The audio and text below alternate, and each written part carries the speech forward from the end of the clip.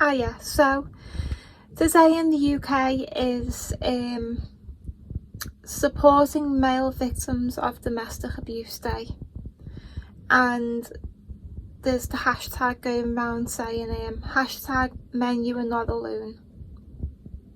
Now the purpose of the day, it's done by Mankind's Initiative, and they are a charity who focus on male abuse victims,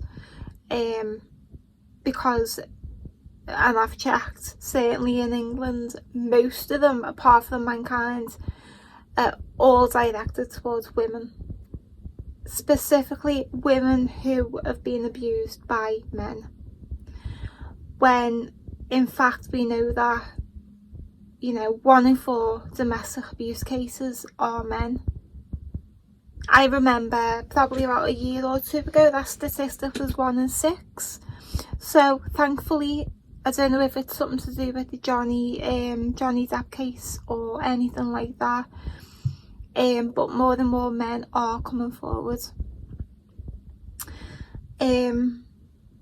But today's Wednesday, and early hours Sunday morning, close to where I live, we had another murder, a domestic abuse case. The victim was a man and the perpetrator was a woman. And there's another case I want to talk about, which I think it was October 17th, it went to court. So I just want to quickly mention them and then add something at the end.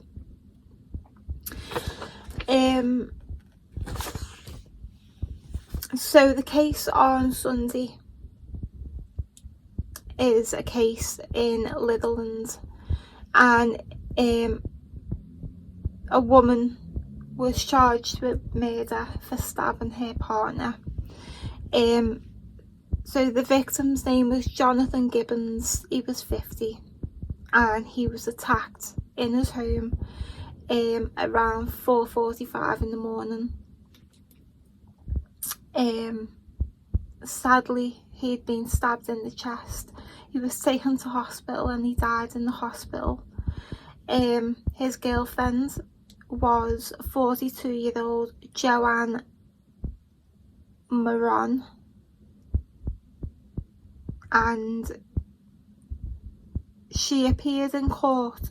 I think it might have been the Monday, but she didn't enter the plea or nothing.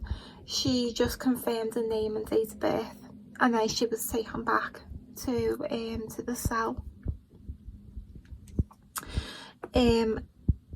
So today's the 2nd of November. Tomorrow morning she's in court. I'm not sure if they're going to be doing a plea.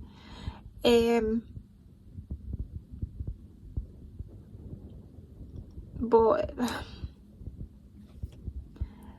friends of, like I said, this is brand new, so there's not much information, but friends have been speaking out about him, and he's been described as a gentle giant, being described as a lovely man, always up for a laugh. His best friend, he's 47, they've been best friends for 20 years, and his name's Stephen Hollinshead, and he said that he was a good friend, a good dad, good uncle, and that he's never going to forget the good times that they spent together. That he's going to miss him, and he couldn't have asked for a better friend. So, like I said, there's an investigation ongoing, and the chief inspector has said if anyone's got any information about that relationship, if they've got any CCTV footage or any evidence or anything, to call 101, which is, in the UK, it's like a non-emergency line, and the incident reference code is 242. Or you can anonymously phone Crime Stoppers, and the number for that is 0800 555. Like I said, she's in court tomorrow, but the investigation, she'll probably be remanded until a court case next year. But things are looking better in cases like this, because like I said, on the 17th of October there was another case that the trial was concluded, and it's a case from April 10th 2022, so only a few months ago, and it involved the murder of 36-year-old Gary Morgan, who lived in the Everton area of Liverpool. He was stabbed as well.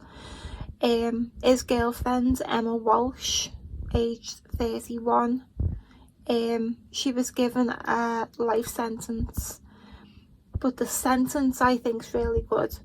A minimum of 18 years. That's like unheard of in these cases. Mostly when it's a case like this, even murder, you know, you've got the female perpetrator, the male victim. The sentences are shit. If ever a woman is the abuser sexually towards kids or anything like that, the sentence is shit, and it does my head in. But in this case, she was given a minimum of 18 years, which is like unheard of. I don't know if the team are gonna appeal that decision. Like I said, it was only last week, so we'll just have to see. But Gary's family said something. He said coming forward is not a sign of weakness, it's a sign of strength.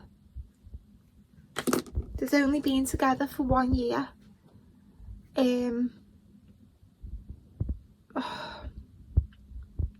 So the Judge Andrew Menery Casey, said, "You and he had been in a relationship for about a year before the fatal night. It began well enough and there will have been good times, but for much of its existence it was tempestuous, marked by frequent unpleasant arguments. I have no doubt that many of these were the result of your extreme irrational jealousy and your consequent desire to dominate Gary Morgan's life and to restrict his movements. She made this lad's life a living hell. And like many of these domestic abuse cases, the end result is murder. Like the video I done a few weeks ago, there's 8 stages to domestic homicide, and you can cycle in a few of them for years. But when you get in with someone like this, it's quick and it ends really bad. The judge then went on to describe Gary as a kind, quiet, considerate man who was loved by all. You were making his life an utter misery for little or no reason. But typically, when you were drunk, your temper explodes, and Gary Morgan was on the receiving end. The reality is that Gary Morgan posed no threat to you at all that night. It is a tragic irony that so many members of his family and Gary himself predicted that if he stayed with you, a woman he loved, you would end up killing him. You knew full well that you had an explosive temper and were prone to using implements to cause harm. There have been plenty of warnings in the past, but you were unwilling or unable to change. That's heartbreaking. That everyone could see where it was leading, and yet people were incapable of preventing it. That was in Everton, and now in Litherland you've got this, this poor man, Johanthan Gibbons, stabbed. by his partner. Again, described as someone with a soft heart, gentle giant, loved by all. These abusers are drawn to people who are compassionate, empathetic, even well respected and loved. And sometimes if they've got like a great family, great friends, the abuser is so jealous of that's what they do first. They isolate that person from all the love.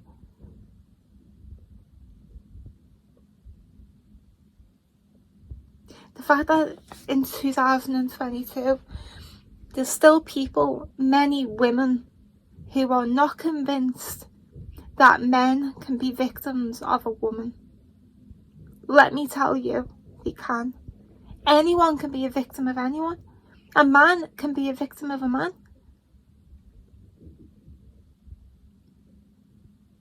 On the Mankind Initiative, I've been sharing the stuff all day on Twitter. There's a researcher who is reaching out to gay and bisexual couples who have been in abusive relationships to participate in a research study. So I'm grateful that universities are now funding this type of research. I never thought I'd be the kind of person, because I've suffered this. I've suffered male physical, emotional and sexual violence from men. So for someone like me to be advocating for men, for their stories to be included, advocating that men not feel shame or guilt, and you play a part in your friends' lives as well when you're men. If you see something that's wrong, like his girlfriend's constantly putting him down, constantly belittling him, maybe shoving him a bit too hard, instead of saying, "Oh mate, you're under the thumb, you," that doesn't help. You should be saying, "Is everything okay? That's not right. She shouldn't be treating you that way." And there's men who turn up with broken bones, black eyes, fat lips, and the mates laugh about it. "Ah mate, oh she hit ya, it's so funny." No, it's not. If you flip it and it's a woman going into work, black and blue, a shadow of the person they once were, you wouldn't be saying, "Oh, you're under the thumb, you must have deserved it." Nobody deserves to be abused in a relationship by someone they love and by someone who claims to love them. It doesn't end well. And I know for 7 years I didn't tell anyone what was going on in my relationship. Some people, like me nan, when I got out of it, she'd say she'd noticed bruises on me, or she'd noticed stuff, but she wouldn't say nothing, and I wouldn't tell, because I felt so embarrassed that I allowed someone to treat me that way. Especially me, I was a bit fucking psychotic. You looked at me wrong, I'd punch you in the face. So the idea that I was getting treated like a piece of shit at home probably didn't even come into people's minds. Or it felt that way at the time. Like I said, a lot of people have said, yeah, they seen stuff, they were concerned, but they didn't want to say anything, especially when we were married.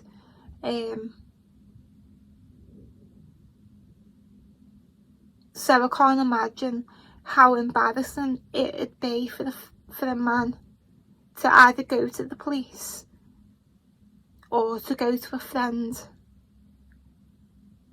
But as loved ones on the outside, you can have them uncomfortable conversations, or you know, you can go to your loved one's funeral.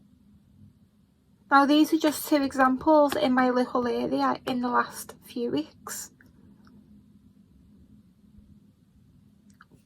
but off the top of my head I can already think of about 15, and that's just in England. So if you are a man and you are being abused, Mankind's initiative, I'll link it all down below, get on them. It looks like a really good community of men. It's not a weakness, it's a strength.